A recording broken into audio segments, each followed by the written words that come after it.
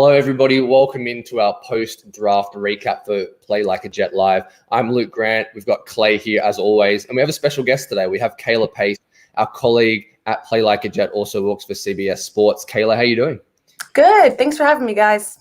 No problem at all. Clay, the dust has settled a little bit on the draft. Where's your head at and how are you feeling after a really entertaining 3 days?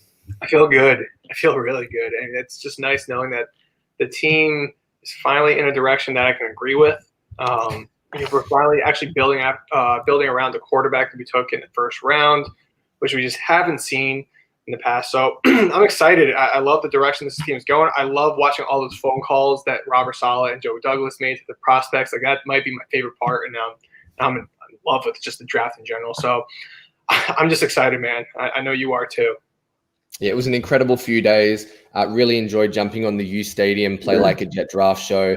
We covered a whole lot of things, and we're going to do the same today. We're going to recap the Jets 2021 draft class, all 10 selections, some notable FDFAs, and guys we think have a chance to make the 53. We have Steve coming over. He's our resident Browns fan. He's going to break down some of the winners and losers for the 2021 NFL draft. But without further ado, guys, let's jump into the Jets class. Really exciting. And it all started at number 2 with Zach Wilson, the quarterback out of BYU. We're now the first team in the modern era to take 2 quarterbacks in the top 3 picks of the draft within a 4-year span. Wilson was terrific last year, 33 touchdowns, 10 rushing to just 3 interceptions. Kayla, Clay and I have talked ad nauseum about Zach Wilson over the last month. It feels like all we've talked about. I was wondering if you could give us your perspective on what you thought about Wilson as a player, whether he was your quarterback 2, and if that's where you were hoping they'd go with the number 2 pick. Yeah, so I think that for me, I try not to get too excited about the quarterbacks pre-draft because you see every year there's 5 that could be pros and then really none of them pan out the way that you think that they will. And it turns out like a 1 or 2 every year end up being the guy and end up being successful with the team that they were drafted by. So for me, I tried not to get too attached to any single one and tried to find some of the positives across the board and some of the guys that the Jets could end up with. For me, I only saw Trevor Lawrence as the surefire thing. And obviously a lot of people felt that way. But I think that this season I was more trusting of what the Jets were going to do as opposed to in years past. I liked a lot of the traits I saw in Zach Wilson. One of the things I talked about on Pace's playbook is his accuracy this past season. Breaking the BYU single season completion percentage record, 73.5% completion percentage. I know a lot of people were so concerned about the strength of schedule that they faced at BYU last season. But at the end of the day, your opponent doesn't affect your accuracy. You're either accurate or you're not. And so that trait alone is big. And going into the NFL with that skill, I think that's a huge factor, especially after watching Sam Darnold, to be totally honest. I mean, not that I'm a big Sam girl. I love him. I hope he pans out. I hope he does really well.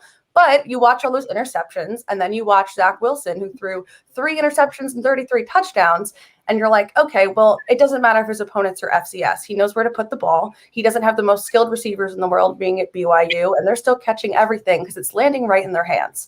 So I think his accuracy was kind of something that made me very excited. And I also like Zach because he's kind of, I think, the prototype of why college football should continue to have players have to play for 3 years or have to at least develop for 3 years in college, because he, as you watch his snaps increase over his 3-year career at BYU, you see how he adjusts to the game, becomes like the main guy under center, and he knows what he's doing, and you see like the growth literally in his stats year by year. As soon as his reps doubled in year 2, he struggled a little bit. Once he was established and was used to getting that kind of playing time, he was great. He was awesome at BYU, so fun to watch. Watched a ton of his play.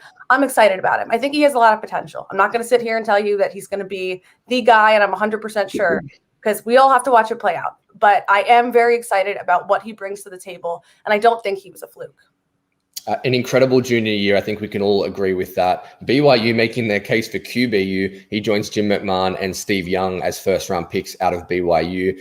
Clay, a difficult question, I know. What are your expectations, though, for Zach Wilson, maybe in comparison to Sam and how the first year of his rookie deal went? What are kind of some things you're looking out for, or some benchmarks you want to set for Zach Wilson in his rookie season? Well, going into the year, I mean, I kind of expect them to be more of a run-heavy offense. I don't think they're going to put too much on this plate in year one. But the biggest difference, and I know we've spoken about this, is that this is a much better offense than Sam Darnold's walking into. And Darnold had Robbie Anderson, Quincy Enunwa, Jermaine Kearse, Terrell Pryor. Like, those are okay names at best. Whereas Corey Davis, like, he's coming off a career year. Granted, it was under 1,000 yards, but the stats don't always tell the numbers. Denzel Mims should take another step forward as a second-round rookie. Jamison Crowder, we know what he can provide as a slot receiver. And Elijah Moore, who, I mean, we're going to get into that in a little bit, he can provide immediately to the offense. So he's already stepping into a much better offensive system.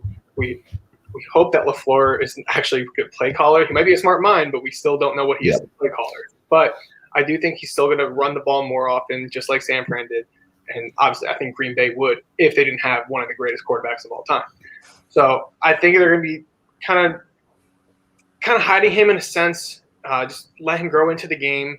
I don't think too much is going to be put on his plate. I just hope that he's accurate with the ball. He doesn't look too scared in the pocket, and he continues to make those wild plays that we've been accustomed to seeing, especially over this last 2020 season.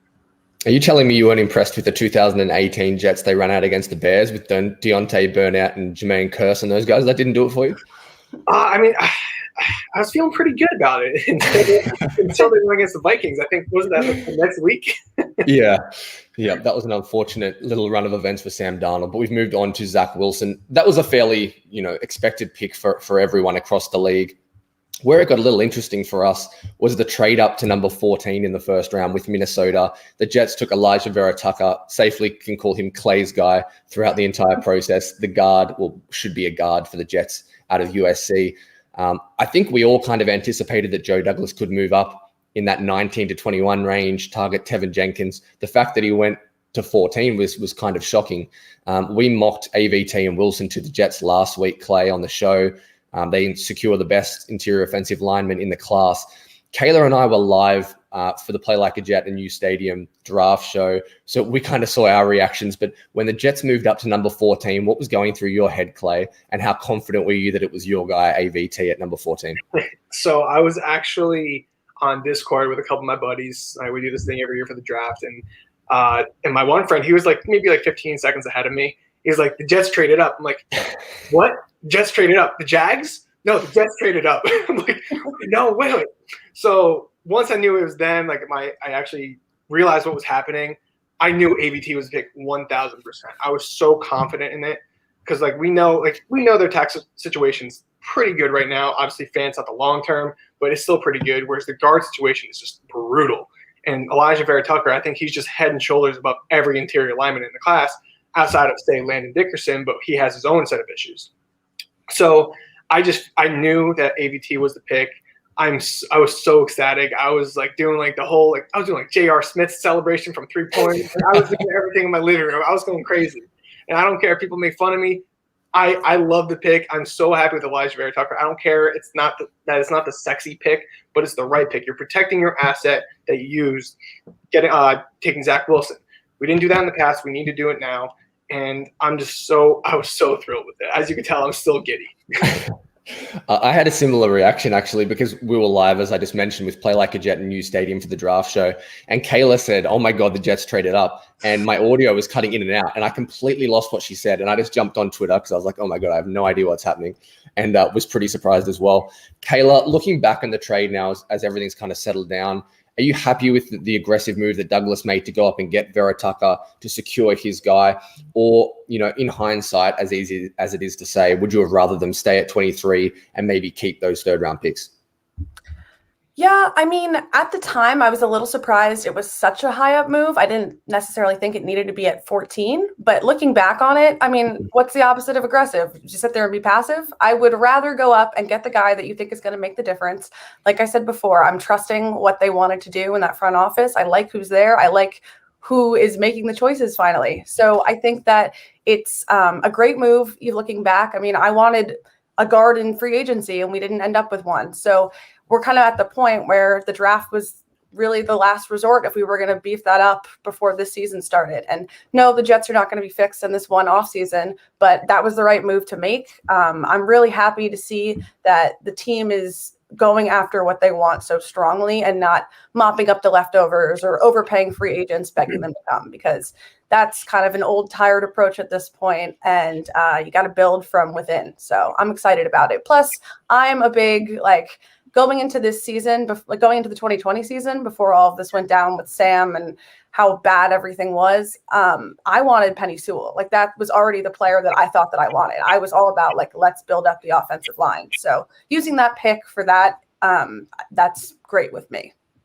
I think the Jets didn't give up too much either. If you look at what the Bears had to give up, obviously it was for a quarterback and it makes it a little bit different, but they gave up a first and a fourth. The Jets only gave up a third and then a pick swap, moving down about 45 spots from a third to a fourth rounder. So like the value there, I think everyone is really happy with the 2 picks. And that took us to day 2, Jets picking early. There were some rumors, would they trade down to try and recoup some of the value they lost in the AVT trade? JOK was still on the board, a number of guys like that. They ended up taking Elijah Moore, which is a pick that, man, as I've watched more and more of him post-draft, I've fallen in love with this guy. He led college football in yards and receptions per game this year, doing it in the SEC. And over the past 2 years, he has nearly 1,800 yards from the slot, which is the most in college football. And by the sounds of the conversation they had on draft day, they were going to take him at 23 if they didn't trade up. So, Kayla, there were some really good players available for the Jets at number 34. Tevin Jenkins, Asante Samuel, JOK. Who would you have taken with the pick? Were you happy with Elijah Moore, and do you think he's going to excel here? Yeah, so I don't think that Elijah Moore was who I had in my head or who I was expecting them to take. I certainly think it was a great value talent-wise. I would have taken Tevin Jenkins, going back to the offensive line. That's what I would have wanted to do. I just think that the Jets, even with these improvements that they've made, are still lacking a little bit in terms of depth at the position. I wasn't particularly impressed with anyone I saw last year playing. So hopefully those guys will take a step up, and Tevin Jenkins would have been my go-to. But at this point, I think that Elijah Moore adds a lot to the team. I mean, I've watched so much of him, being a big SEC football fan myself. He's the kind of guy where when I'm typing up research packets for CBS, you have to like do a double check on his stats, because you're like, did he do that 3 weeks in a row? Has he done this every week all season? Like, it's kind of unbelievable when you look at what he was able to do. I actually watched your film breakdown of him, Luke, and just rewatching it over and over again. It's like, how does he do this every game? How does he put opponents, like, he spins them around. It's crazy to watch, and I think that he'll be a great fit. I hope it doesn't mean the loss of Jamison Crowder, but hey, I mean, you got to take what we can get at this point. I like that we're starting young and building up, and it seems like a good sign to me. Yeah, Taylor, I tend to agree. Tevin Jenkins was the guy I really wanted. Obviously, sound like there was some things off the field, not with issues as far as he did things wrong, but maybe just some personality red flags that people saw in the draft process. Kayla, I need to clear your name here. You just mentioned CBS Sports. There are a few graphics rolling around on Twitter that are pretty prevalent in New York. The first one's Emmanuel Quickly, who got a D+ for the grade, and the Jets getting a C+ in the grade. Can you confirm that you weren't part of those graphics? I certainly was not part of that. No, so basically the way CBS is broken down, like, it's all called CBS Sports, but there's like several companies and brackets within. I do all of like the TV broadcast stuff. So anything up on the website, not related to me. I do all the stuff like the graphics you see during NFL and college football games. We pitch ideas for that. We give ideas to like the talent in their ear while they're live. A lot of like halftime show work and stuff like that. So no, that's definitely not me. Perfect. That's excellent news. Throwing to you for a second, Clay. I know you watched more, kind of gashed your Gators in the first week of this year's college football season. I think he had over 200 yards. I had this crazy comp where I see a lot of Antonio Brown in his movement skills, his route running, his burst and acceleration. Am I insane for that? And what do you think about Moore and his skill set in general? Yeah, I mean, I think he's going to be a good fit in the slot, but he can also play on the outside. I don't think his size is really going to stop him from playing anywhere on the field. Excuse me. If you want to play on the outside, inside, you can throw him in the backfield. I mean, we know like the backfield still doesn't have a ton of names, so you can throw him anywhere around the field in year one, especially if we still have Jamison Crowder, and he will be a valuable chess piece to Mike LaFleur in this offense. I was so excited with the pick. Like, I expected them to trade back, actually. Considering how many big names were still on the board, I thought they were going to try to move back into like the early mid 40s and still potentially get a Tevin Jenkins or a Koromoa or a Samuel, or maybe Elijah Moore falls even more.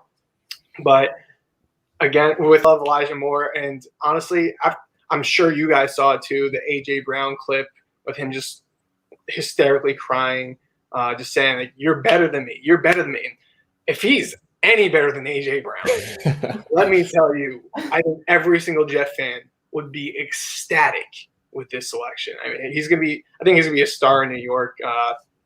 Hopefully on the field, he becomes that Odell Beckham that the Jets never had. Yeah, there it is. Like the viral video of A.J. Brown and Elijah Moore, former teammates at Ole Miss. I can't really say much more. I'm losing words of like how excited I was for Elijah Moore.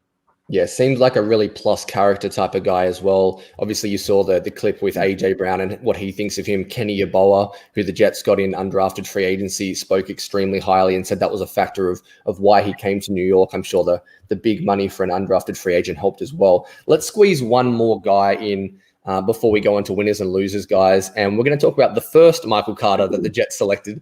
So they didn't have a pick from 34 to 107. I'm sure, like me, Kayla and Clay, you were, sitting there just dreading the rest of the second round as the Jets just watched a lot of good players at guard and positions like that just kind of slip by. Finally got to 107. They stood pat. They didn't give up any more draft assets, and they took Michael Carter, the running back out of UNC. Clay, Carter was a guy that we discussed at the Jets for 66, for 86. We mocked him on the show last week for the Jets, I believe, at 86. I'm guessing you were a pretty big fan of the pick. And going to bed on Friday night, in your mind, was it Jabril Cox versus Michael Carter? And where were you hoping they would go? Yeah, starting with that first thing, we mocked him to 66, 86. And I'm pretty sure the Jets front office did the same exact thing. I don't think they ever expected Michael Carter to fall here in their wildest dreams. So the fact that they get an instant impact player at running back, a position that was much needed on this team at 107, I think is a huge home run for them, in my opinion, and I'm sure a lot of people's opinions. Yeah. And I'm sorry, what was the second question? When you went to bed on Friday night, knowing the Jets were picking second, obviously Jacksonville weren't going to take a running back. You wouldn't think so anyway, after they already took Travis Etienne. Was it Jabril Cox versus Michael Carter for you? Yeah, I thought it was going to be one of those two. I mean, we were speaking all throughout that day too, kind of just like narrowing down the names that could potentially make it to 107. The list kept getting smaller and smaller and smaller. Like, I was hoping that one of the two cornerbacks could make it. It was the cornerback from I'm drawing a blank right now. Who's the one that we kept the bigger one? Ife Melifonwu. Yes. Yeah, sorry, I'm drawing a blank there. Sorry, it's not a Jet. But no, I was expecting him to fall. I was hoping he could. And obviously he didn't, but I was more than happy with Michael Carter. I knew it was going to be him or Jabril Cox, but apparently there's still some issues with Cox and his medicals that teams just weren't comfortable with. Oh, that's Michael Carter and Michael Carter violence right there. Caught that. But no, I was extremely happy with this pick. I think he's going to be versatile in this running back system. I mean, I think he fits the wide zone scheme. He's got incredible vision. That play right there was amazing, and I think we kind of see it here. He gets that the cutback lane right there, just makes all those guys miss for the touchdown. I mean, the vision is insane. He's honestly one of the better ones in that department in this draft class. So I'm ecstatic with this pick. The offense has gotten so much better in the last week, and I hope these hit, man. I just hope.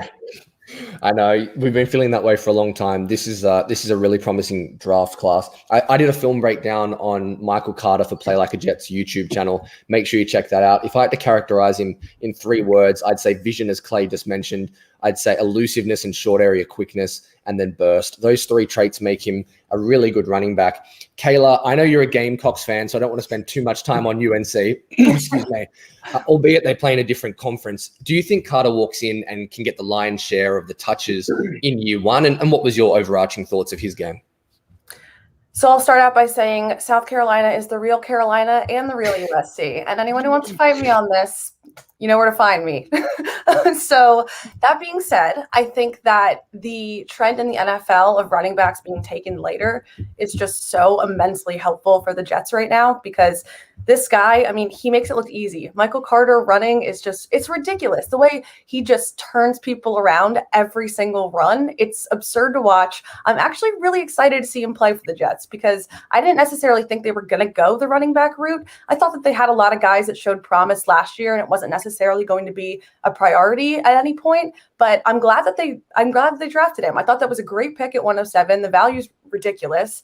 But I think that he's turned the Gamecocks around a couple times. I mean, I think that he's very promising, though. It's a good pick. Maybe not also what I would have done, but I'm certainly not mad about it.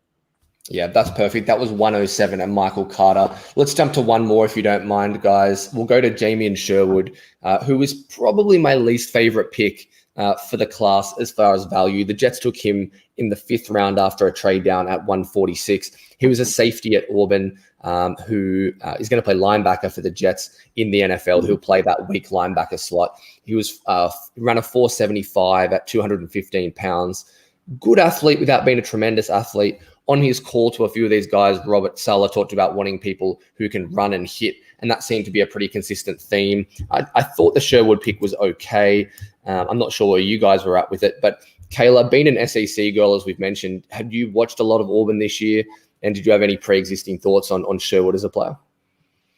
My most exciting moment watching Auburn was when we beat them. It was the only good South Carolina game I got to watch all year. But to be totally honest with you, I don't think he particularly stood out to me. I mean, I saw today that he's going to be the first player to sign his contract of the draft picks. So clearly they're excited about him.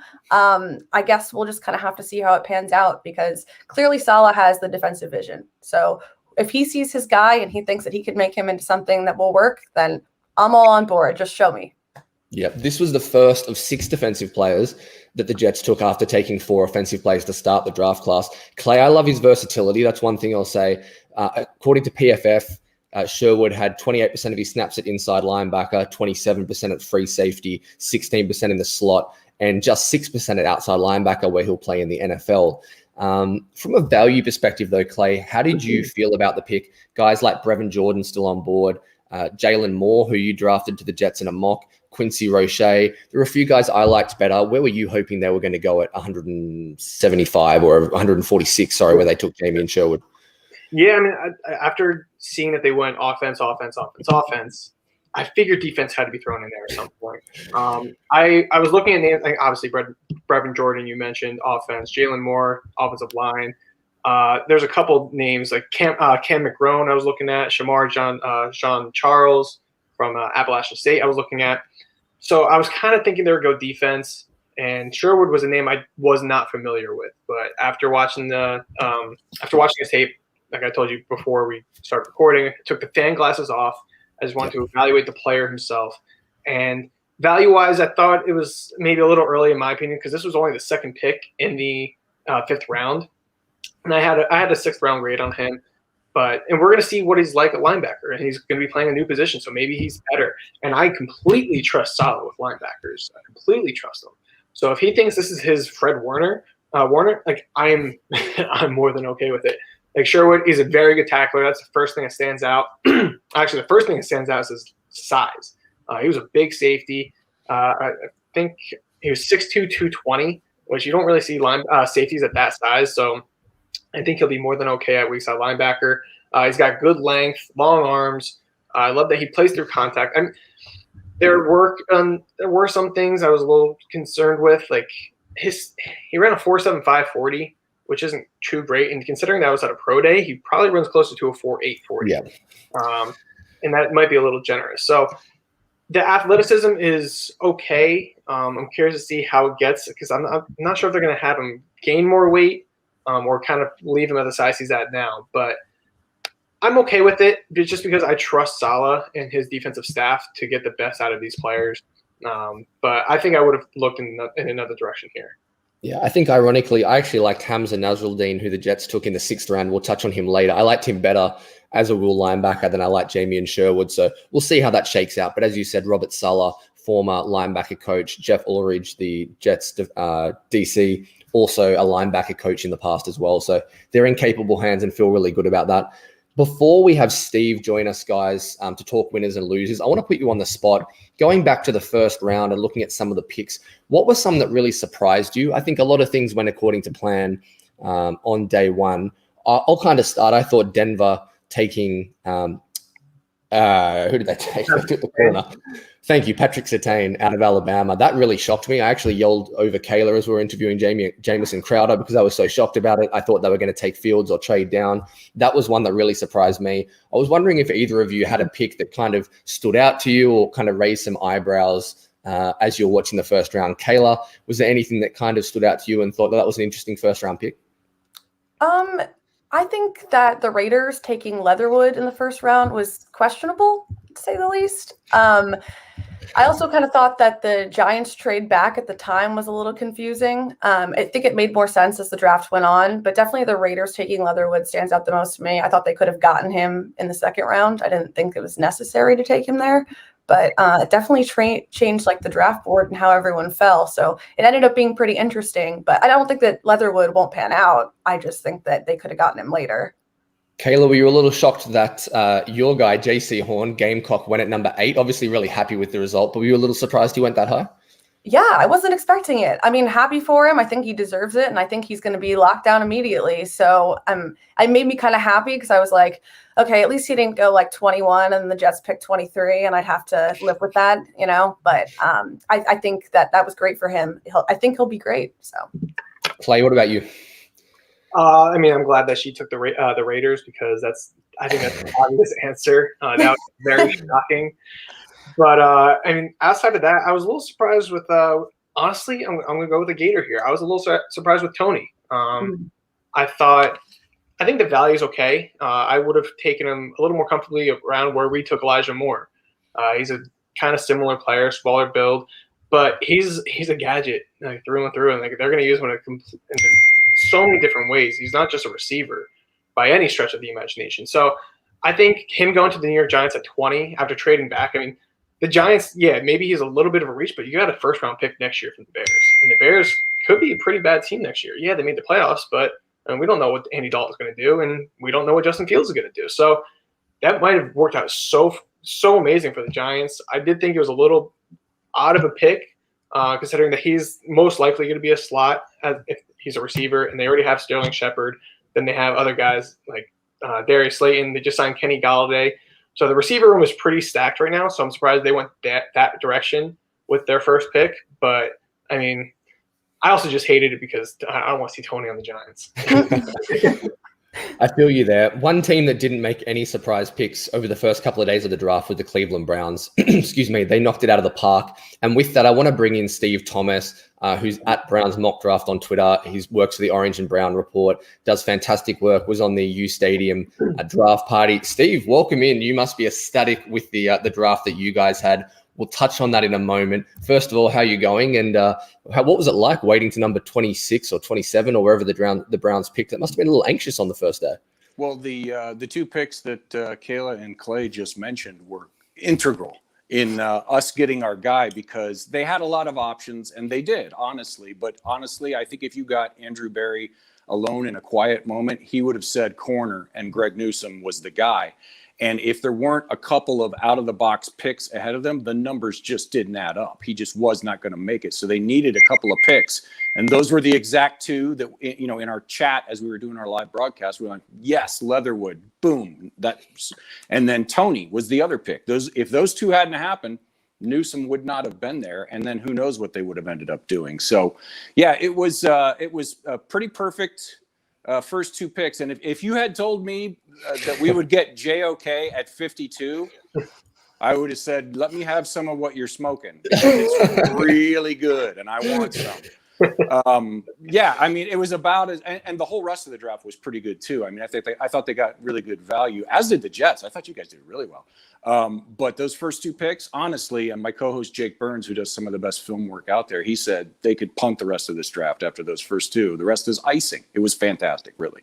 Steve, before we go more into the Cleveland draft and the winners and losers, I wanted to get an outside perspective on what you thought of the Jets draft class. Obviously, you're pretty familiar with the class in general and some of the prospects. How do you think Douglas and co fared, especially in those first couple of rounds? I thought you guys did really, really well. Really well. I mean, obviously, the whole draft class, as it always does, if you take a quarterback in the top 5, it hinges on whether he's successful or not. I mean, if he flames out and the rest of them do great, it's really not going to matter. So it all hinges on him. But I'm a fan. I don't know if you guys are. I thought it was a great pick. And then the move up for AVT, I don't know if New Yorkers were happy with it. I mean, you know, let's be honest, New York fans are not known for their patience.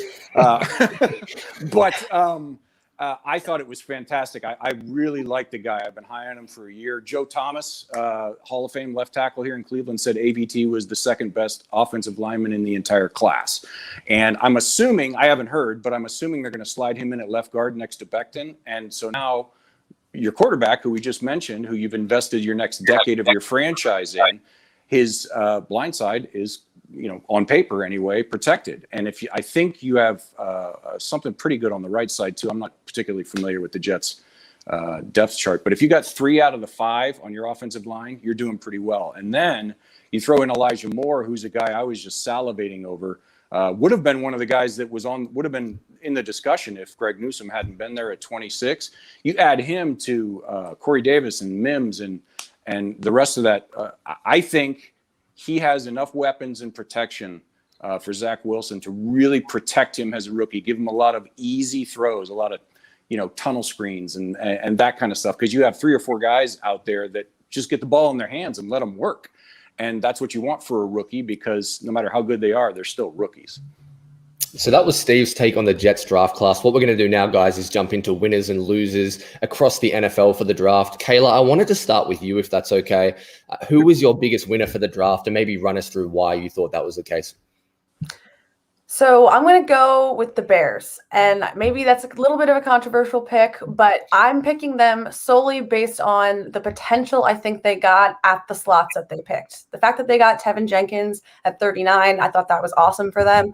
Obviously, we just talked about how I would have liked to take him at 34. So that was great. And then the Justin Fields conundrum, whatever that is, with him sliding down. A lot of these quarterbacks that have slid down have ended up being some of the more successful ones. So we could see that from Fields. I would not be surprised if Justin Fields ends up being one of the more successful quarterbacks in this class. So I think that the Bears took a little bit of a gamble, but they needed to, because their quarterback room was not looking good. And I also like some of their later picks as well. Daz Newsome, I like Khalil Herbert. So I think they came away with a really good value for the picks that they landed at. And that's going to be kind of what pushes them to the top for me. Yeah, it's unusual to see a team that traded up twice in the first 2 rounds be a winner, but I completely agree. Tevin Jenkins was playing number 17 on my board. Justin Fields was my QB3. So I think the Bears did a terrific job. Clay, Steve, did either of you have any thoughts on the Bears pick and their draft class in general? Yeah, I mean, I'll start off, and just like the Browns, I think that the Bears had a tremendous first 2 picks. I mean, I don't care what you give up. You got your franchise quarterback. This offense was horrendous to watch, and you're getting that from a Jets fan.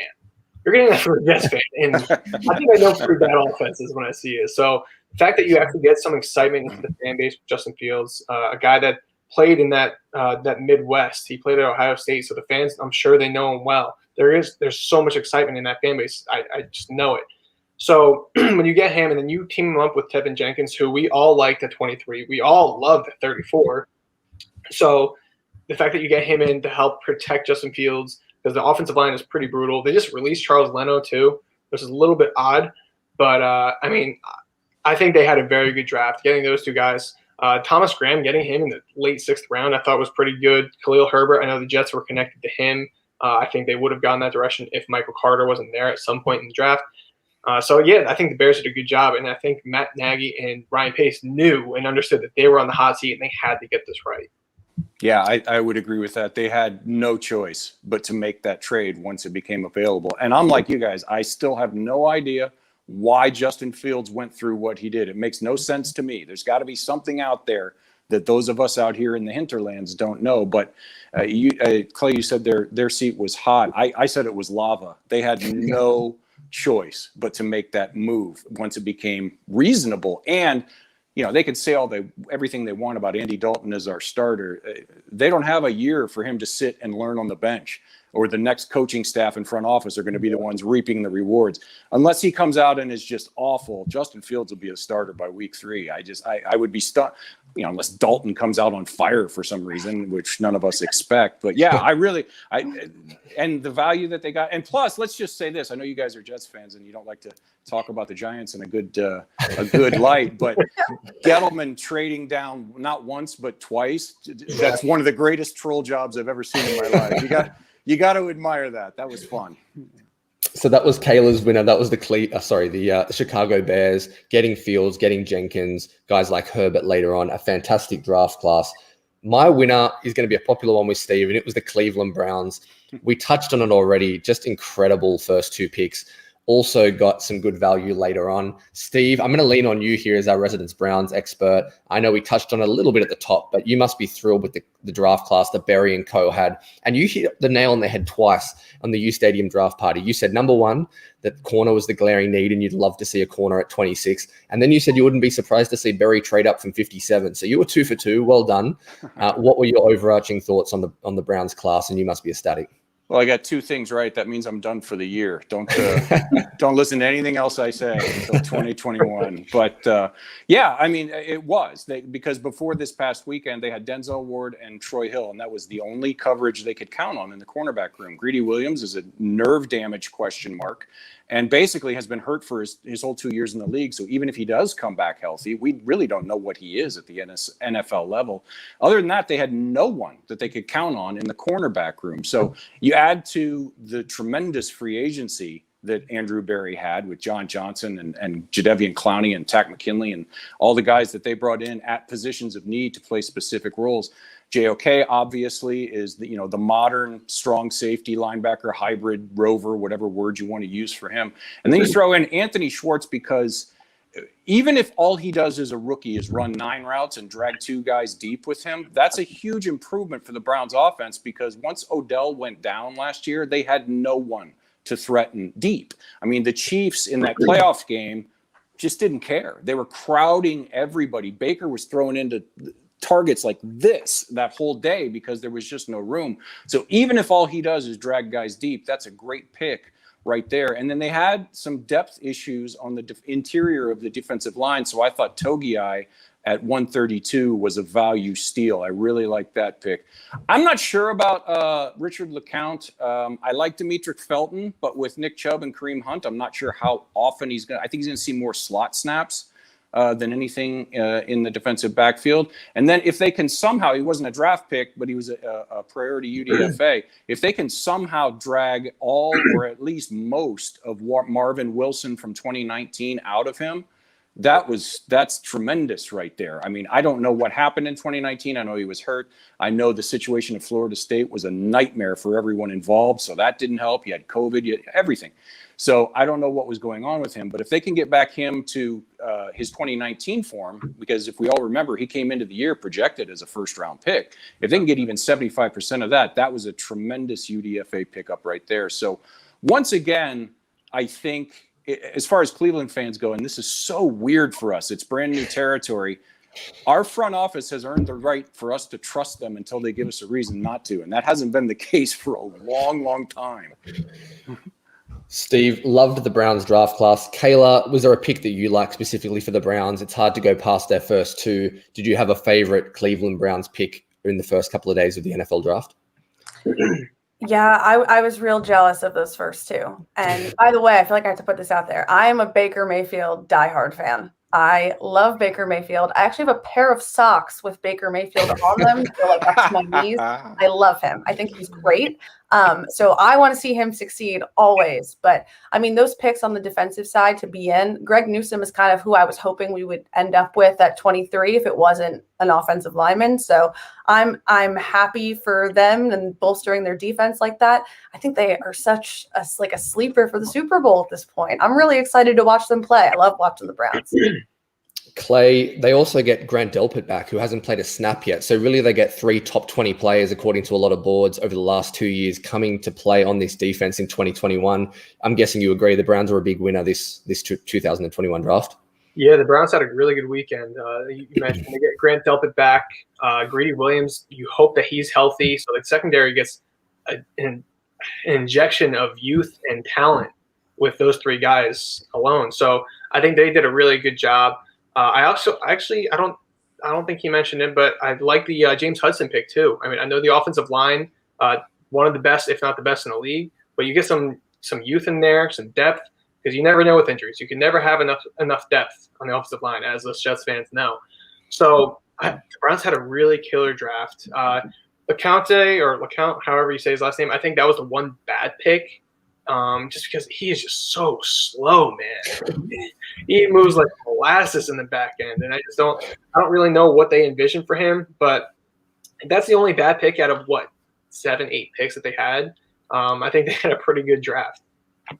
I like the James Hudson pick too. I think with offensive linemen, you can notice them most when they aren't on the field. And if you look at that bowl game, Azeez Ojulari went to town on the backup left tackle when Hudson went out of the game. So a nice pickup to solidify some depth behind Jedrick Wills and the rest of the Browns offensive line.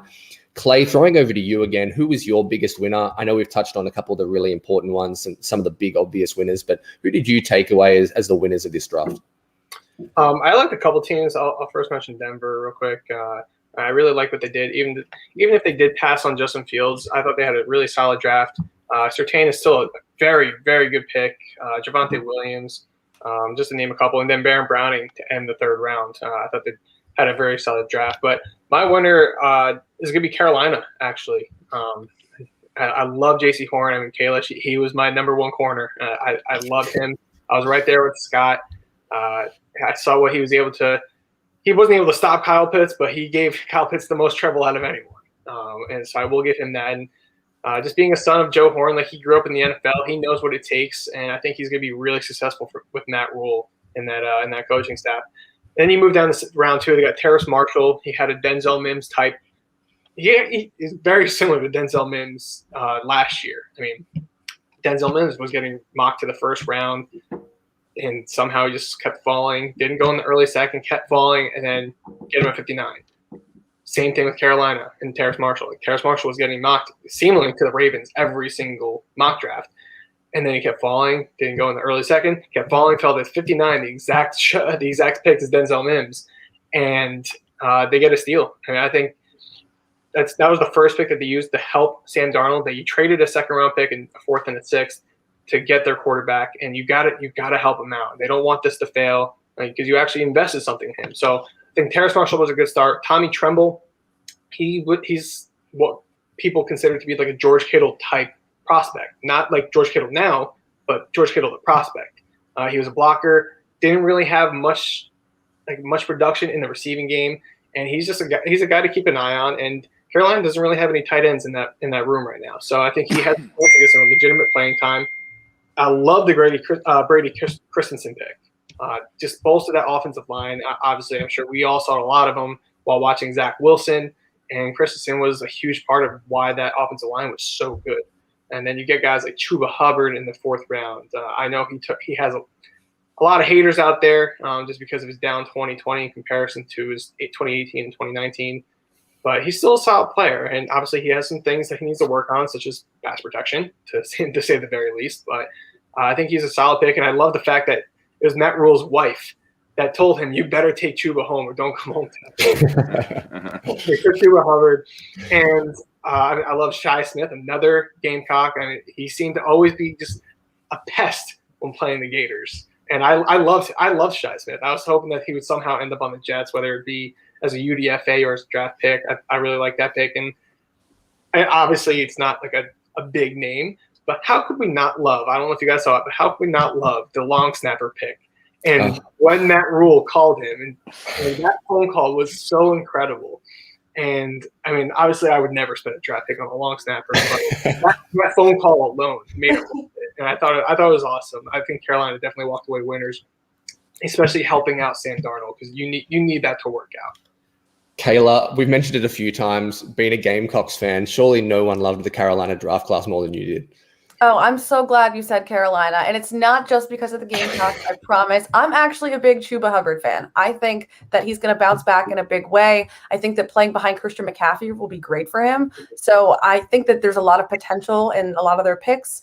Obviously, I would love to watch the Gamecocks ball out. Clearly, the Panthers have to be my secondary team. I want to see Darnold win. I want to see Robbie Anderson win. I love Matt Rule. I wish we hired him years ago. So and now we got J.C. Horn and Shai Smith. So I guess when the Jets are over, I know where I'm changing the channel to. Hey, Carolina's my second team too. I've been saying it for years. Brian Burns, he was one of my top players in that draft. Christian McCaffrey, DJ Moore. I got Robbie Anderson, Sam Darnold, like you said. And I love J.C. Horn. Carolina is definitely my number 2 team, but Jets all the way. Yeah, go Jets. Steve, if there's a team we haven't touched on already yet that you thought it was a winner in the 2021 NFL draft, where would you look to go? There were still some teams that did really well. The Chargers come to mind. Did you have any other winners in the 2021 NFL draft? Well, I would like to just jump on the Carolina train. And like Clay said, I mean, that phone call to that kid, it's so easy to forget that that's what they are. These are just kids. They're 20, 21 years old. And maybe it's just because I'm an old guy and, I have kids of my own and I'm sappy now, but watching young people realize their dreams and have true emotions like that, it gets me every single time. So that was fantastic. And as far as Terrace Marshall goes, he was my most underrated wide receiver in this class. And this was just a ridiculous wide receiver class. I said for months and months and months, why is this guy not in the same group with those top guys? There were the Batemans and, all the rest of those guys that went up front. I thought that was just when the Browns moved up from 59 to 52, I said it's either JOK or Terrace Marshall because they did a ton of work on him. So I thought they did really well. And then as much as I hate them, like they do every single year, and it just gets under my skin, the Ravens also had a great draft, which makes it one of my least favorite drafts at the same time. It was a great draft, so I hate it. So, but I mean, when they traded up, we knew they were going to take a receiver. We just didn't know which one. It ended up being Bateman, which angered a lot of fans in Cleveland because they really, really wanted him there. And then Jason Oweh and the Ravens, much like the Steelers, another team I hate, they just have a very well-run franchise. They bring in guys, they indoctrinate them into their system, and they turn them into Ravens or Steelers type players. I mean, they crank out pass rushers and linebackers and wide receivers now. And I think the biggest thing for the Ravens, as far as their draft class, was they got some guys with some pretty big catch radiuses, which is good for Lamar Jackson because people like to say he's inaccurate. And I take just a tiny little quibble with that. He's accurate, but he's not pinpoint. So he gets the ball where it needs to go, but it's maybe a half a yard behind or something like that. So now he has some guys that, besides Mark Andrews, that can help him out in that regard. And so I thought the Ravens had, unfortunately, another really good draft class. Steve, I don't want to touch on the Steelers at all because they took Kendrick Green, who is mine and Clay's guy, on the interior offensive line. So that was upsetting. Did help one of our YouTube videos, but yeah, agree. That was upsetting for us as well. What I do want to expand on with a winner, I'm going to throw one last in there. I'm going to say Jets quarterbacks and former quarterbacks. We just touched on Sam Darnold. We think he was a massive winner with the help they got all around in Carolina, Brady Christensen and Terrace Marshall and those kind of guys. I think Ryan Fitzpatrick was a big winner with Washington football team not taking a quarterback. I think he's going to be the starter there and has a pretty good chance to have a successful year, depending on where we are on the Fitzpatrick cycle and whether it's an up or a down year. And Zach Wilson as well. I think Zach Wilson getting 3 offensive players. We've obviously talked about those at the top of the show, but I think they were all big winners in the NFL draft. Let's flip now to the losers, guys, and let's talk a little bit. I'm going to start us off here. For me, it's the Las Vegas Raiders and Mike Mayock. I thought Mayock was a really good signing when they got him. I know it's a bit of a touchy subject when media members step into front office roles. 3 years in a row, they've taken a player that I've gone, that's a reach, and you're overconfident in your evaluation. They think they're smarter than the rest of the NFL. Cleveland Farrell was a horrendous pick at number 4. Henry Ruggs being the first wide receiver off the board wasn't ideal for me last year. And then taking Alex Leatherwood at 19 or 17, wherever they picked, I think it was 17, was just way too rich for me. I think he's going to be a guard in the NFL. I know they want to start him at right tackle opposite Colton Miller, but I thought the Raiders were a loser in a big way. Clay, what were your thoughts on the Raiders draft class? Were you kind of thinking on a similar path to me? Yeah, that first pick was a little out there to say the least, and because there are some names out there, such as Tevin Jenkins. What was the who was that other offensive line? Christian Darrisaw, sorry. Yeah, I mean there were some offensive linemen out there where you're just like, Alex Leatherwood, really? Like you could have. I mean, I would have taken Landon Dickerson. I would have. Yeah, I would. Leatherwood's not even the first Alabama lineman I would have taken. So they took him in the first round was a little surprising.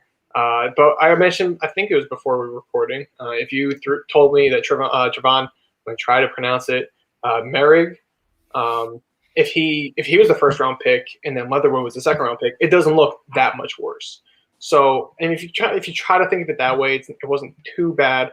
I actually really like the Divine Diablo pick, and we spoke about him in the last mock draft that we did. I really liked him. He would have been. I know for a fact now that after seeing the Jets draft, they would have taken Diablo if he was available to them. I don't know if it would have been at 107 or at 146, but they would have taken Diablo if they had the chance to, because he's that exact type player. He's a safety that can turn into a linebacker, play that wheel position, and they're Las Vegas got a really good player in Diablo. Then you got Kuntz, and he's a good edge rusher to add to that group. Obviously, you have Max Crosby. You're still hoping Cleveland Ferrell can become something. So I don't think it was terrible, but I can't get over that Leatherwood pick. Yeah, it was a little surprising to me as well. They also took like 3 safeties, and for a team that brought back Joseph, who they drafted a couple of years ago, they already have Abram on board. They drafted a lot of those kind of strong safety types. I know they released Jeff Heath yesterday, so he won't be patrolling the middle of the field, but it was an intriguing draft, in my opinion.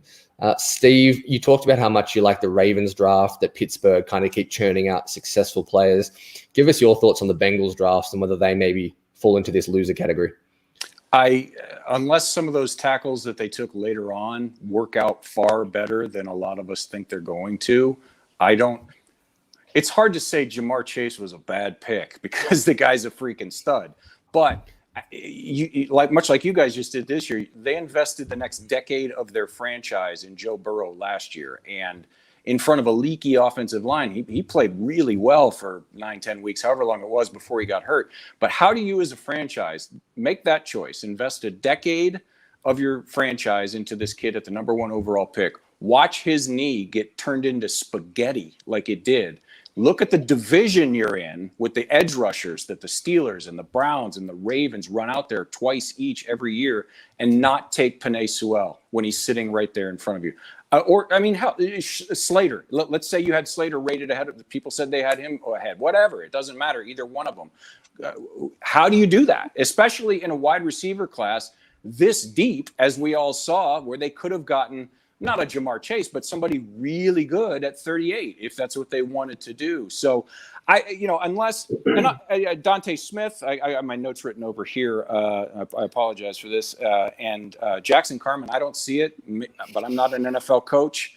And then Trey Hill is an interesting pick later on. He's a very athletic guy down in Georgia. He might be an interesting guy on their interior, but unless those guys all really outplay their draft slots, I just think it was a massive mistake letting Joe Burrow go another year behind this offensive line. Kayla, we touched it on the show for U Stadium and Play Like a Jet when we went live for the draft. Would you have taken Chase at 5, or would you have gone Sewell, as Steve just alluded to? Yeah, I said it when right before they made the pick. I think all Joe Burrow has to do is look down at the scar on his knee, and that should tell you what the pick is. I don't know. I guess to a degree they probably took Chase to appease Burrow, but I don't think Burrow's going to feel so great about it if he doesn't have time to throw to him. So we'll have to see how it plays out. I don't like it. I don't like the pick. I mean, obviously Chase is extremely talented. He was my favorite wide receiver in the draft. Like I really like him as a player, and I love watching him at LSU, but it just seems so not the right thing to do. Honestly, it seemed like a luxury pick at a time when they did not have luxury to spend. Luxury pick, I think that's a pretty good way of putting it, especially with the depth, as Steve touched on as well, at the receiver position and what they could have got at 38. So that was the Cincinnati Bengals, a loser in this draft for us here on Play Like a Jet Live with You Stadium. Clay, talk to me about your loser. We talked about it before we got on the air. Not so much we don't think their picks can play, but more just where they took them, some of the injury risks and things like that. So who's your loser in the NFL draft this year? Yeah, sorry. I'm smiling because I just got a text message. But no, but Tennessee, they were my big loser. They took Caleb Farley. We already went into depth about him, but for someone that's just watching now, he had back surgery, 2 back surgeries that I would not want to take a risk on. It's just too scary for me. You never know what's going to happen with those. Even if it was a minor surgery, it's not worth the risk for me. So taking Caleb Farley at 22 when Greg Newsome was still there for the taking, and I'm sure you were very happy that they went the Farley route. By going with him, that was a red flag. Then you go in the 3rd round. I'm going to skip over the 2nd and 3rd picks because I actually kind of like them with Dylan Radins and Elijah Molden. But then in the 3rd round, you take Monty Rice. He was another one that kind of had some red flags. He went through 3 agents before the draft even started, and that's never a good sign. And obviously, we don't know the backstory to it. But if it's and perception is reality, and perception shows like that's just not good. You don't want to see that. And then in the 4th round, they go with Des Fitzpatrick, receiver, and then Rashad Weaver, who is now being I'm not sure if it's still just an accusation or if he got arrested. I can't remember exactly what it was, but for domestic violence and hitting a woman. And then him, I saw a quote saying that he was okay hitting a woman if she deserved it. Like I don't understand that. And like who does the background checks on your team? Like how does this happen? Where like Isaiah Wilson was your 1st round pick and now he's not even in the league anymore. Then you take 3 guys. Well, obviously Farley's injury related and Monty Rice. Monty Rice, we don't know what the case is. But then Rashad Weaver, like who's doing the background check on him? Obviously someone has to. And the fact that they're giving the okay for him to be on this team and it's not like a 6th, 7th round pick. It's a pretty big pick in the 4th round. And it doesn't even matter what pick it is because any domestic violence is just outright wrong. So the fact that he's even on the team, that's another huge red flag for the Titans. And I mean, I just don't know how do you do this, especially after what happened in the last year with Isaiah Wilson. Steve, I've got 2 questions for you on this topic. Excuse me. With the Tennessee class, did you have any kind of thoughts in general? And second of all, if Greg Newsome went at 22 to Tennessee, would you have felt comfortable taking Caleb Farley at number 26? Well, that was one of the longtime discussions in Browns media leading up to the draft because both he and Jalen Phillips were at positions of need. And if you look at just their game tape, just on the field, they're both, top 10 guys. I mean, but they both had serious medical questions. Not is he healthy from the ACL yet, like serious medical questions. So there was a raging debate because everybody thought Newsome would be gone because everybody would pass on Farley. So you're right, Clay. When they went Farley instead of Newsome, we were fist pumping because the rest of the teams in between, you never know, but it was unlikely they were going to snipe the corner from us. So once they went Farley, it was pretty clear that Newsome was going to be there, and I was about 99% confident that he would be the pick. But, I mean, with Farley, trust me, as someone who has suffered through it, back injuries don't get better. But, again, I'm old. He's 21 and like in superhuman shape. So, maybe it'll be different for him. I mean, I can barely get off the couch, but I'm an old guy. So if he works out, I will say this, both him and Phillips, they're both swings for the fences. And if they can both stay healthy, if they're, clear and nothing ever happens, boy, those are actually 2 really, really good picks. But I mean, especially with Phillips, even more than Farley. I mean, he could play 10 years in the league and be fine.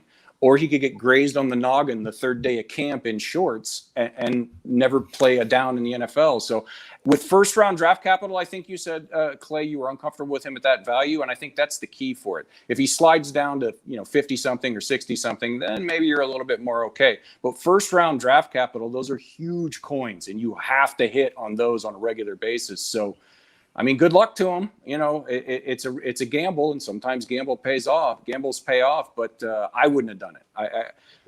I would have been very uncomfortable had it been reversed and Andrew Berry had taken Caleb Farley at 26 instead of Greg Newsome. So they were our winners and losers from the 2021 NFL draft. Just to recap quickly, we had the Chicago Bears, which was Kayla's pick. I talked about the Cleveland Browns, Steve's team. Clay mentioned, I can't even remember off the top of my head. Who did you say, Clay? Carolina Panthers. We talked about Jets QBs and former quarterbacks as being winners as well. And then on the losers side of it, we had the Raiders, the Titans, the Bengals as some of our losers. Steve, I wanted to say thanks so much for joining us today to talk winners and losers in the NFL draft. Congratulations on Cleveland's draft and just the overall direction your franchise is heading in. Steve's a comedian. He loves mock drafts. He's obviously a Browns fan who writes for the Orange and Brown Report. Steve, tell us a bit about where we can find you and some of the work that you're doing. Well, quick, I would like to just throw into the winners category you guys. I mean, I know you're trying not to sound like homers, but I think the Jets knocked it out of the park. Really, I do. I mean, again, I'm not totally familiar with your depth chart, so if they missed an area of need or something like that, I wouldn't know that. But I thought just from a pure value standpoint and the guy where they got a lot of the guys that they got, I thought you guys knocked it out of the park. Yeah, for me, I mean, my comedy it's all out there. You can find it on Amazon Music, iTunes. Stephen Thomas, Magic Wife Dust is my first album that's out there. Things I've Said is another one. The most easy way you can find me is on Twitter. I have no life at all, so I'm always on there at Browns Mock Draft. I talk draft 365 days a year. So if you are a degenerate on my level, come find me there and we'll talk about draft. And Kayla, I would just like to say before I leave, your Baker Mayfield socks have probably earned you some mentions from Browns fans that you're not going to want. I'm just letting you know what's probably coming your way. I appreciate the warning. Thank you. Steve, thanks for having me on, guys. us. I had a blast. Yeah. Thank you, man. I appreciate it, Steve. So that was Steve Thomas. Always great fun to talk to. We went through the winners and losers with him. That was fantastic. Guys, before we wrap up the show in the next 10 minutes or so, I wanted to touch on the day 3 picks for the Jets that we haven't reached yet and maybe some of the undrafted free agents. So let's move on to 154 quickly. Michael Carter II. One of the most hilarious things in the draft was when the Jets took the second Michael Carter in 2 days, or on the same day, really. Clay, I know you're a guy that jumped into his tape immediately and you really loved him. So I'm going to lean on you here. Just before we do, he's a 4.3 40 guy. In 2018, so as a sophomore, he was first of all ACC corners in yards per coverage snap, which is incredible. He had 0.62 yards per coverage snap in 2018. And then this year, 3.9 yards per target in the slot, which was among the top 5 in the whole of college football. Clay, tell me a little bit about Michael Carter II out of Duke. Yeah, so actually, I first want to mention that I was listening to Robert Saleh, and he said that when they made the pick, that I think it was ESPN maybe, they actually showed highlights of, I think it was, oh no, when they picked Michael Carter, the running back, they actually showed this Michael Carter on ESPN, and they're like, wait, did we pick the right person? It's actually pretty ironic that they ended up taking him just one round later.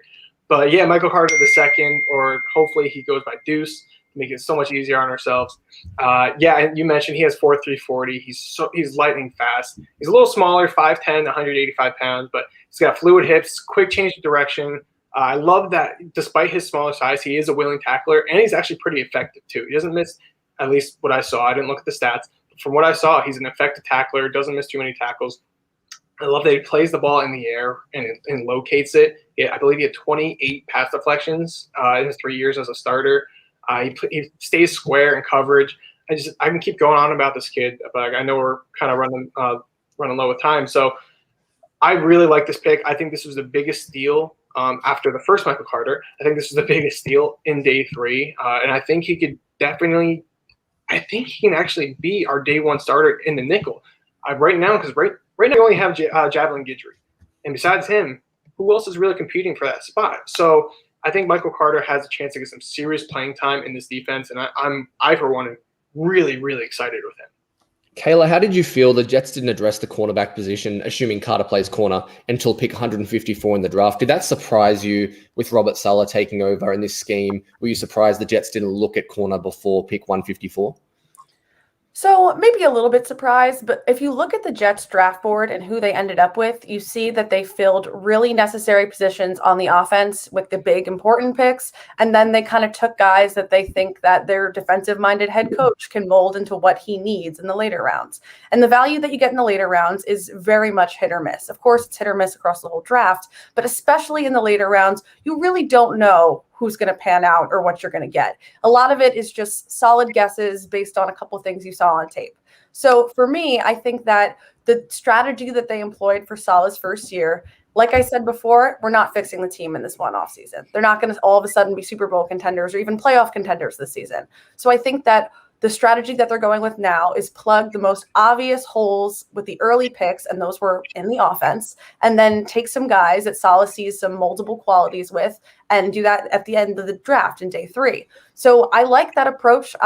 I really would like to see eventually, maybe next year, a first-round corner. I want to get a lockdown guy out there that gets everyone excited. A lot of very good childhood memories of Revis. I want to see that out there again. I'd love that to be part of the team. But at this point, yes, it would be a huge need for us, and it'd be very helpful to have a lockdown first-round corner out there.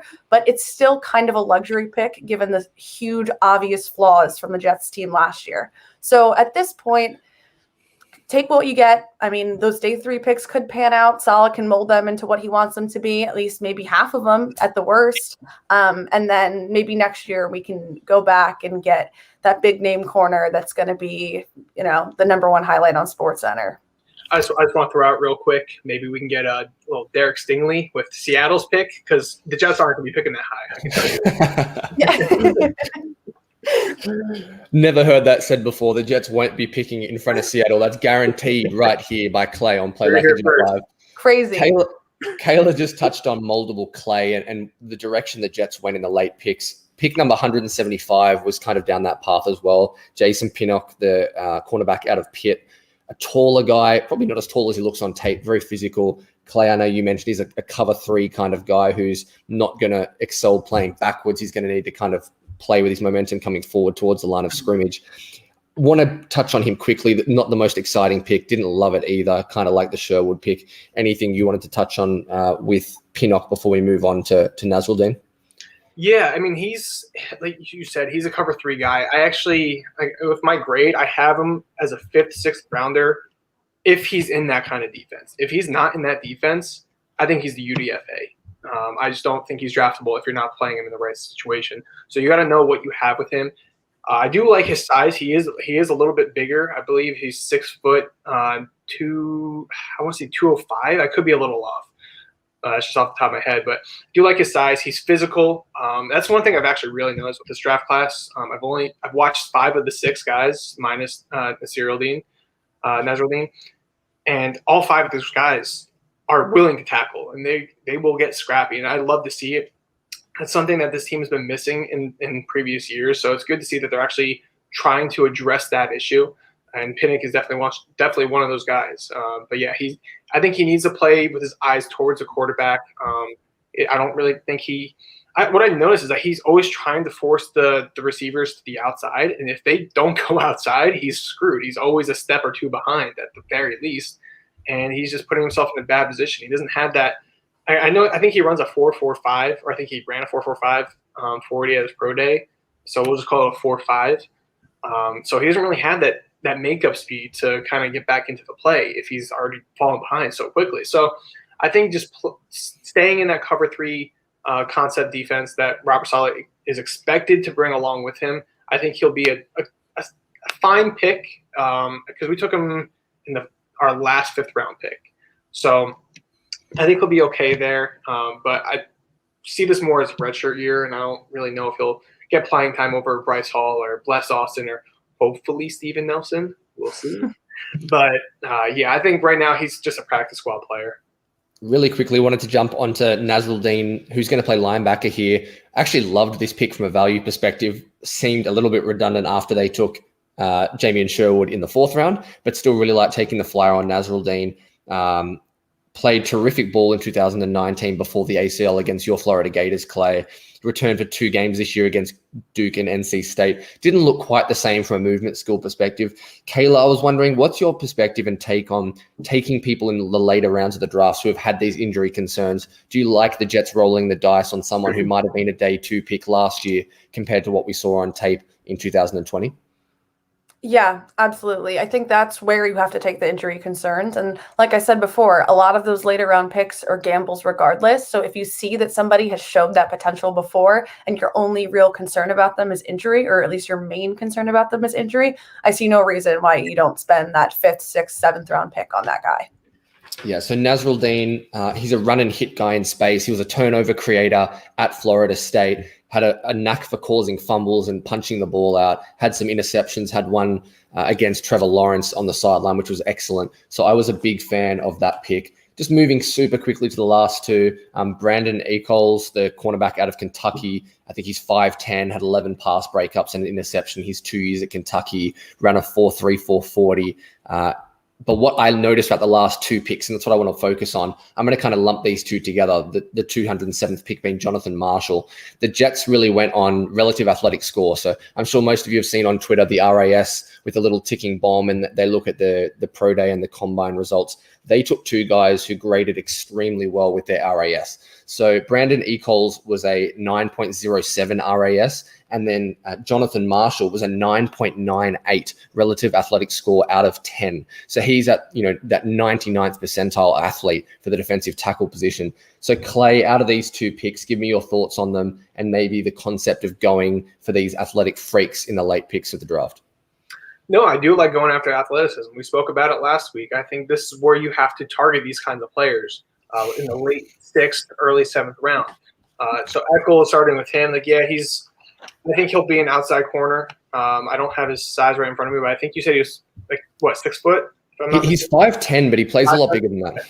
Yeah, and he's another guy. He has a dog mentality to him. I like his mentality on the defensive side. He looks comfortable again with his eyes closer to the quarterback. So I think that's kind of where they're trending. They're trending towards the guys that it's funny, like Salad mentioned, like the first thing he looks for is man coverage. But I think him and Pinock, I don't know how to pronounce it exactly, but I think those two guys are better in zone concept defenses, and that's kind of where they're trending. But I think he has enough size to play on the outside. I love his athleticism. The one thing that I want to say this too. I think he'll be an ace on special teams. I think he's going to be a really good special teamer, maybe a gunner. So I think that's where he finds his way onto this roster. Outside of that, I don't know if he actually makes it. But on the defensive side, he needs better production around the ball. At least this past season, the tape that I watched, he had a hard time finding the ball. He was aggressive. He took some chances, and it didn't really pan out his way. But he needs to actually make contact with the ball if he's going for it. And too many times he misses it, and then he'll give up a big play. I believe I'm not sure. No, actually, I'm getting him and Pinock mixed up. But yes, that's the one thing I would have liked to see on his 2020 tape, because I know he has it in his game, because I'm looking at right here in my notes. I mean, in 2018 and 19, he had over 20 pass breakups and 6 interceptions. The 6 interceptions came all in one season at JUCO, but he has the ball production. He just didn't show in 2020. So if he can get back to that at some point, maybe it does become a steal. But I do like betting on the upside with the athleticism. At worst case, I do think he becomes a special teams ace. Kayla, it wouldn't be a Jets draft if they didn't take an interior defensive lineman. They took Jonathan Marshall, just rounded out nicely. Some nice symmetry, right?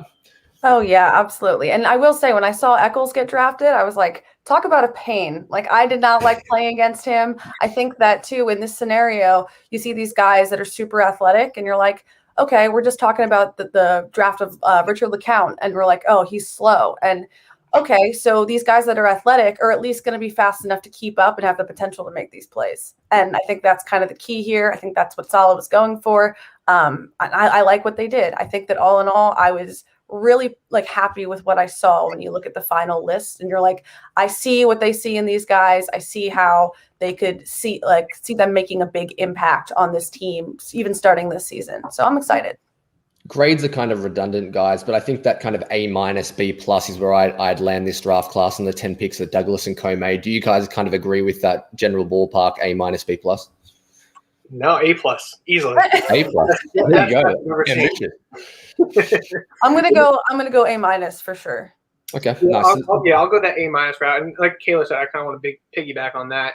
I mean, you could see where they were looking. You understand why they made those picks, even if you may not agree with it. You understand why they made it and what they think they can do with those players. That's the big thing. These guys, this coaching staff and front office think our coaches can actually get something out of these players, and they're not just going to be nothing. So I'm excited. I hope these guys that I wasn't too high on do prove me wrong, and at worst case become role players. At worst case, so I'm excited, man. Now we're just 3.5 months out until the season starts. Is that it? Yeah. Okay. So that was our thoughts on the Jets draft class. I've got a speed round before I let you go, guys. Will be 2 more minutes before we wrap up. Let's start with the second wave of free agency. Steven Nelson, Richard Sherman, Brian Poole, 3 corners on the market. Kayla, I'm going to put you on the spot. If the Jets had to sign one right now of those 3 names, who would you like them to take? I'd take Sherman simply because he's a solid guy and he obviously wants to work with him. He was like one of the first people to tweet out about how great it was that the Jets hired him. I think that you get him in the room and it has an immediate impact on all the young guys that are in the cornerback group right now. So I'm going to have to say him. What about you, Clay? I'm going to go Steven Nelson. I'm going to go the other outside corner. He's obviously younger than Richard Sherman. I think he's like 5 years younger, maybe 28, 29 years old. He's coming off of a couple good years in Pittsburgh. I think that's what they kind of need. I would love to give Michael Carter the second the chance to play the nickel spot, and Brian Poole coming back would kind of just negate that. So I would like to go Steven Nelson. We hear the rumblings. I hope they can kind of make it work out, but that remains to be seen. Yeah, I tend to agree with you guys. I think with Javelin Guidry, who played pretty well in limited snaps in the slot, and then with Michael Carter II, getting an outside corner for this scheme is going to be beneficial. Last one before we sign off, guys. The Jets obviously took AVT at guard at number 14. They got Feely in free agency, who's going to be that depth piece. That leaves Greg Van Roten and Alex Lewis on the block. I think one of them is going to get cut. Clay, I'm going to start with you this time. Alex Lewis versus Greg Van Roten. Who would you cut and why? Who would, if money was not an issue, I would. No, actually, not either way. I would cut Alex Lewis. Hopefully, he's not watching. Yeah, Alex Lewis. I mean, no, obviously, I have nothing against the guy personally, but we don't know what happened last year. I mean, he sat out like 6 games. It felt like half the season, where he was out for no reason, according to the fans, and obviously they knew something was going on behind the scenes, but fans just didn't know. So I think that part of that, and also that he's making more money than Greg Van Roten, not Rob. I'm just hurting these guys right now. But so I think cutting Lewis, because he makes $1.5 million more than Van Roten, it just makes more sense to release him, and then you can use that money to sign a Steven Nelson, sign a Richard Sherman, or. And if you guys want to, I'll just plug my piece in real quick. If you want to check my last piece for a Play Like a Jet, I talked about some free agents that the Jets could be looking at post-draft. Talked about quarterback, linebacker, corner, and there's some pretty intriguing names out there that could definitely still help out this team. No, we're not going for a Super Bowl in 2021, but we still want to be pretty good. And I think these guys that I mentioned in the piece will actually help that out. Kayla, where do you land on the guard spot? So I think Alex Lewis is the obvious choice for especially given the money. I mean, that's going to factor into every choice. But to be totally honest with you, I don't really care. They could cut either one of them. Yeah. That's pretty fair. I like that. Well, guys, that's going to do us for Play Like a Jet and our post-draft recap. I wanted to say a huge thanks to Kayla Pace for joining us, our colleague at playlikeajet.com, CBS Sports. Kayla, they can find you KP_on_TV on Twitter. Thanks so much for being with us, and enjoy the rest of your week. Yeah, this was lots of fun. Thanks for having me on, guys. Yeah, thanks. Clay, we'll see you next week. Everyone, that will do us for Play Like a Jet Live. Thanks very much for joining us. It's been a pleasure as always. Check us out on Twitter, on YouTube, and make sure you're listening to Scott Mason, Play Like a Jet on YouTube, on podcast as well, and Apple. Thanks very much, guys, and we'll see you next week.